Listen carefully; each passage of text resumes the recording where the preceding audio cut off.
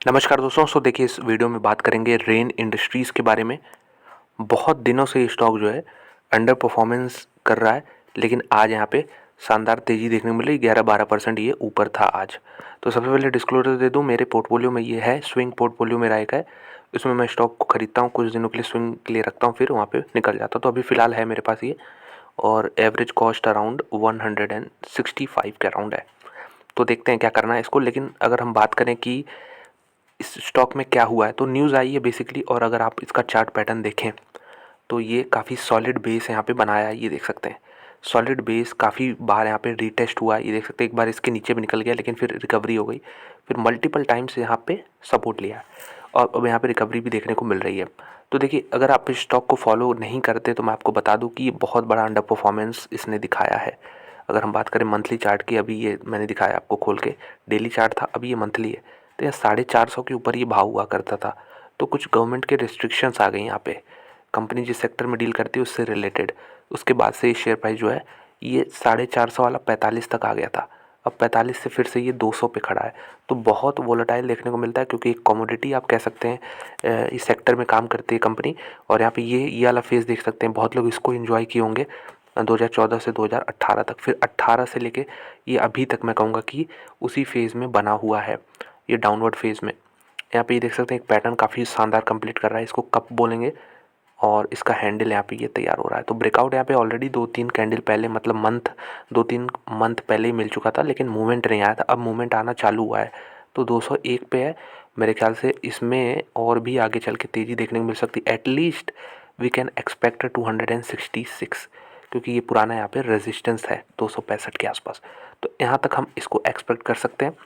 और लेकिन आज के मोमेंट के बाद ऐसा मत करिएगा कि सीधे कल जाके बाई कर लेंगे, क्योंकि इसमें देख सकते हैं कि जब भी इस तरह के बड़े कैंडल्स बनते हैं तो कभी कभी ये होता है कि फिर गैप भी फिल करने आ जाता है कंपनी। यहाँ पे ये देख सकते हैं, ये गैप बना है आज का, जो गैप अप ओपनिंग हुआ है उसकी वजह से। सबसे इंटरेस्टिंग चीज़, आज का वॉल्यूम्स काफ़ी शानदार देखने को मिला है। तो कंपनी काफ़ी अंडर वैल्यूड है, और मतलब इसको आप प्राइस टू बुक वैल्यू देखेंगे तो एक के नीचे पॉइंट में चलता, 0.6 0.7 के आसपास है। तो बहुत सस्ती कंपनी है। इनका रेवेन्यू का काफ़ी जाता है, इनका प्रॉफिट काफ़ी रहता है। हालांकि कुछ क्वार्टर से प्रॉफिट यहाँ पे अच्छा नहीं कर पा रहे हैं, लेकिन ओवरऑल अगर हम देखें तो कंपनी का प्रॉफिट और रेवेन्यू काफ़ी ज़्यादा है, लेकिन जो मार्केट कैप है वो काफ़ी कम है। तो एक ये भी एस्पेक्ट है कि बहुत सारे लोग इसको देख के इसमें होल्ड करके बैठे हुए हैं। तो मैंने जैसे शुरुआत में बताया, मेरा पर्पज़ ये नहीं कि मैं इसको लॉन्ग टर्म के लिए होल्ड करूँ। मुझे यहाँ पे 10-20% मिलते हैं स्विंग पोर्टफोलियो में, तो मैं यहाँ पे एग्जिट कर जाता हूँ। तो इसमें एग्जिट करूँगा भी। आज ऑलरेडी मूव मिल चुका है 11% का, तो देखता हूँ कहाँ तक मिलता है, तो उसके बाद मैं एग्जिट कर दूँगा। इसलिए मैंने क्लियर कर दिया कि कोई बायस ना रहे कि मेरी तरफ से कि मैंने खरीद रखा है। इसलिए मैं इसकी पॉजिटिव चीज़ें बताता हूँ, मैं नेगेटिव चीज़ें बता रहा हूँ कि कमोडिटी प्ले है यहाँ पे, और इसलिए ये स्टॉक जो है काफ़ी वोलेटाइल होता है। अभी आपने देखा 450 से कैसे 40 रुपये 45 रुपये फिर आया, फिर 200 पे आ चुका है। तो ये चीज़ यहाँ पे देखने को मिलता है। और जो मंथली चार्ट पे हम लोग ब्रेकआउट देखने को देखे थे, वो यहाँ पे डेली चार्ट पे अगर देखें तो इसमें काफ़ी टाइम लग गया है इसको मूव करने में। और यहाँ पे क्वार्टरली नंबर्स कंपनियों के 15 तारीख तक ओवर हो चुके हैं, यानी 15 फरवरी तक, लेकिन इस कंपनी का नंबर 23 फरवरी तक आएगा। और कंपनी ने यहाँ पे एक नोटिस डाल के ये भी कहा था कि क्वार्टर अच्छा नहीं रहने वाला हमारे लिए। तो डिस्पाइट इतने नेगेटिव न्यूज़ के बावजूद ये शेयर बढ़ रहा है।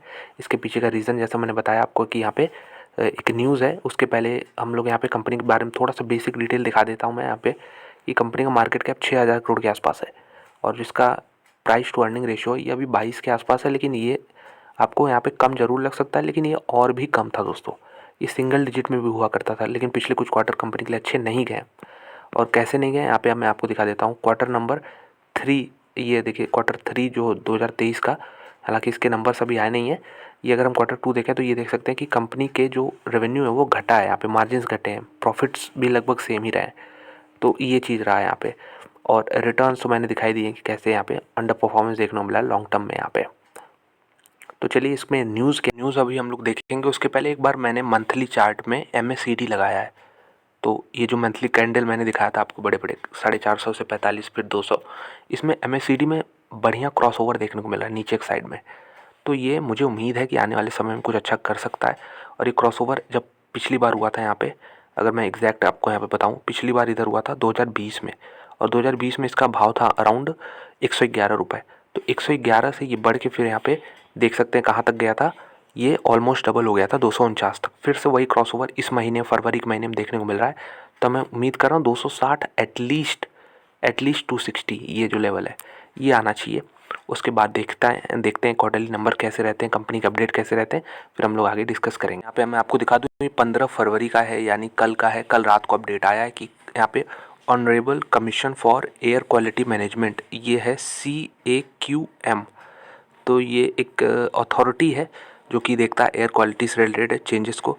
और यहाँ पे इन्होंने लिखा है देखिए, with reference to above we bring you kind notice that honourable supreme court, जो सुप्रीम कोर्ट का ऑर्डर आया था 10 अक्टूबर 2023 को, delegated certain issues related to pet coke to the commission for CAQM। यहाँ पे CAQM का जो ऑर्डर निकला है 15 फरवरी को, इसको इन्होंने अटैच किया है। तो देखिए, सुप्रीम कोर्ट का ऑर्डर आया था इससे रिलेटेड, पेट कोक से रिलेटेड आया था 10 अक्टूबर 2023 को। तो अब जो लेटेस्ट अपडेट है वो है कि CAQM ने अपना यहाँ पे वर्डिक्ट दिया है 15 फरवरी यानी कल के दिन यहाँ पे दिया है। काफ़ी लंबा है ये ऑर्डर। यहाँ पे देखें कि इम्पोर्ट जो allocation for raw pet coke और calcined pet coke in the country, तो इससे रिलेटेड ये अपडेट है। और यहाँ पे इन्होंने पूरी हिस्ट्री डाल दी है कि सुप्रीम कोर्ट ने 2018 में कि रॉ पेट कोक को यहाँ पे डोमेस्टिक और इम्पोर्टेड को यहाँ पे feedstock for conversion to calcined pet coke, मतलब ये सब ऑर्डर निकला था 2018 में। और यहाँ पे एक लिमिट लगाई थी 1.4 million metric tonne per annum, तो ये लिमिट 1.4 था। तो इसको शायद इन्होंने इस बार बढ़ा के 1.9 कर दिया, ऐसे मुझे सुनने में आ रहा है। अभी इसको पूरा डिटेल में पढ़ेंगे तो यहाँ पे क्लियर हो जाएगा। फिर सुप्रीम कोर्ट ने अक्टूबर में भी यहाँ पे ऑर्डर निकाला, और ये देख सकते हैं पूरा यहाँ पे जजमेंट है।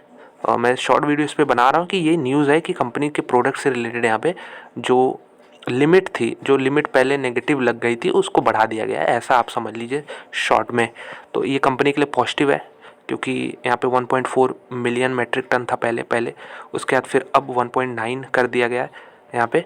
तो ये पॉजिटिव है। यहाँ पे बहुत यहाँ पे एक इन्वायरमेंट एक्सपेक्ट भी आ जाता है कि यहाँ पे प्रदूषण की वजह से ये लिमिट लगाते हैं। यहाँ पे जो कमीशन है या फिर सुप्रीम कोर्ट है, NGT भी हो गया, नेशनल ग्रीन ट्रिब्यूनल, तो ये सब यहाँ पे काम करते हैं इससे रिलेटेड। और यही रेन इंडस्ट्रीज के लिए एक हेडेक था, लेकिन यहाँ पे अब वो चीज़ कम होते हुए देखने को मिल रही है। तो सिंपल चीज़ आप इसको ऐसे समझ सकते हैं। तो यही था रेन इंडस्ट्रीज़ में, जैसा मैंने चार्ट पे दिखाया। मंथली चार्ट मुझे काफ़ी पॉजिटिव लगता है। अब अपडेट करेंगे यहाँ पे अगले क्वार्टरली नंबर्स, जो कि यहाँ पे 23 तारीख को आएंगे। तो 23 यहाँ पे 23 फरवरी को मैं अपडेट करूँगा इस पर कैसे नंबर रहे हैं।